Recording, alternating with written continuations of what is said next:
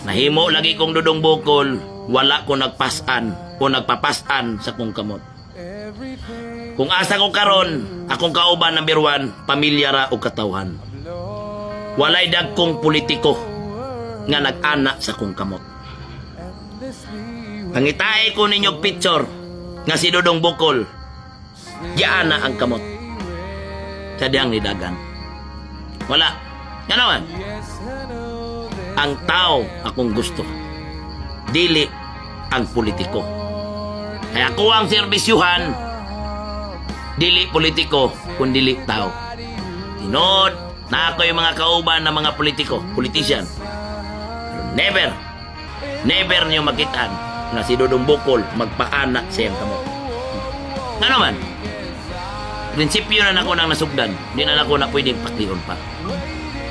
Pwede ko magpa-endorse, pero di ko pwedeng magpasaka sa akong kamot.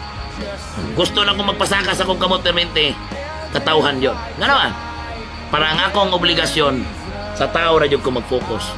Dili sa pipila lang katao. Kani mga yanganing istorya, di mo kadungog na nila. Dili mo kadungog na nila. Number 1, dili ko politician yun. Among pamilya, akong mama, akong papa, ako mga uyuan, apuhan, dili mga politiko. Saag ko aning politika. Wala naning kamot ko. Napus lamang nasaag ko. Unta nga makauli ko nga walay ka istorya ang akong pamilya. Ano na?